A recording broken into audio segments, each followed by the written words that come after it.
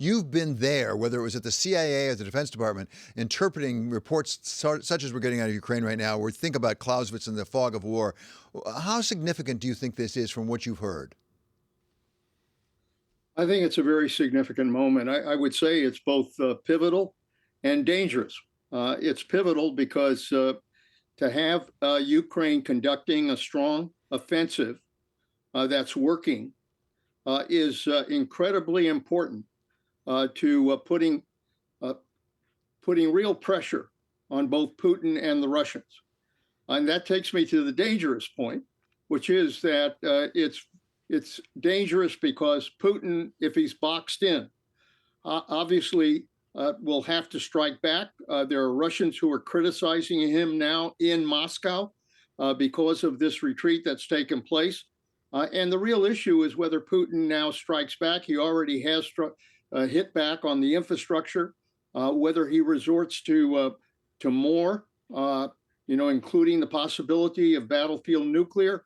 All of that creates a dangerous moment here. But I think this is a very critical moment in which the Ukrainians have to consolidate their advances, hold that territory, and make clear that they are without question a force to be dealt with. So you really went to the essence of it. What is possible within his capability for President Putin to do here at this point? Does he have the resources in terms of troops and tanks and artillery to go back in and reclaim this territory? Or might he have to resort to other things, such as you mentioned, tactical nuclear or even chemical weapons? Well, there's no question that the impact of this offensive tells us how the Russians have largely been depleted in terms of both their forces and their equipment. This offensive has moved very quickly. The Russians are retreating quickly. It's not something you can turn around on a dime. And even though they're retreating for the purpose of regrouping, I think it tells us a lot about the ultimate weakness in the Russian force that I think indicates that if the Ukrainians can continue this offensive, get the assistance that the United States needs to continue to provide, not only from the United States, but from NATO.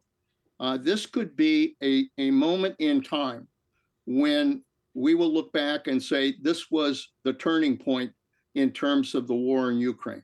Mr. Secretary, do you have a sense of what is the most important assistance we either are providing or could provide? We tend to think of in terms of weaponry, like those HIMARS says some things, but it also may be intelligence, something you know terribly well.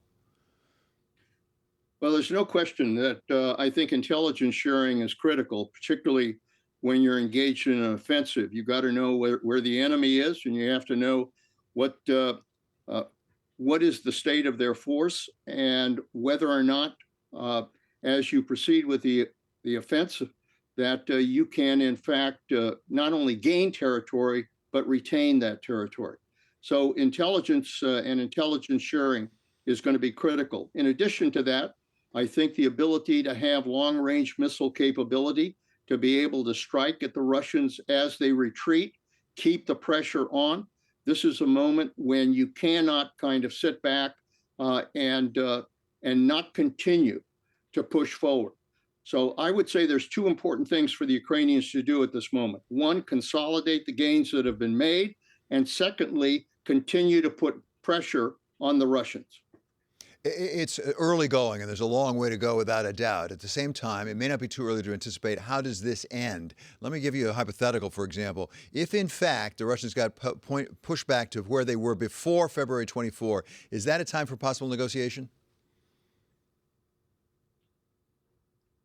The key has always been what will Putin ultimately decide? And the key to Putin is to put leverage on Putin. You've got to show him that there is a continuing price to be paid for remaining in Ukraine. And that's what the Ukrainians are doing. So now the issue becomes, does Putin decide that this is a moment to declare a ceasefire and recognize that that this is not a war that Putin can win? And so he's got to negotiate an off ramp at this point. Or does Putin dig in because he's now in a box and continue to strike back? That is the fundamental issue that will decide where we go from here. But I would think, Mr. Secretary, that in fact, let's assume, and this is a huge assumption, that Mr. Putin was interested in a ceasefire. If I were President Zelensky, I'd say, well, wait a second. We have a ceasefire that gives you, Russia, an opportunity to regroup. What guarantees you're not just going to do it again 6 months from now, a year from now? Well, I think that's what President Zelensky has to decide as head of Ukraine. Whether or not a ceasefire can pay off in trying to consolidate the wins that the Ukrainians have made and try to hopefully be able to emerge into an approach that moves us away from this constant warfare, or whether or not the Ukrainians are going to continue to put pressure on Russia and push them out of Ukraine, in which event we're dealing with a much longer war. That's a fundamental decision, and that decision rests with President Zelensky. Finally, Mr. Chairman, let me turn to a very different subject, and that is the passing of Queen Elizabeth II and the succession of Charles III as king. As I said, you served, as, among other things, as White House Chief of Staff for President Clinton. Give us your perspective on, as President Biden goes over this coming weekend to attend the funeral, the significance of that for the Biden presidency. What do you do when you're in the White House trying to really handle something like that the correct way for the United States? I think the most important thing at this point is to make clear that the United States and Great Britain are strong allies. And I'm glad that President Biden is going to go to the funeral. I think it'll be an opportunity to meet with the king, to meet with other officials there, and to renew the strength of that alliance. It is very important right now that we maintain stability in the relationship and ensure that even now with the king, that we can build a very strong relationship with Great Britain that can not only help us in terms of promoting peace and dealing with Russia, but also can bring the European community together as we have in unity.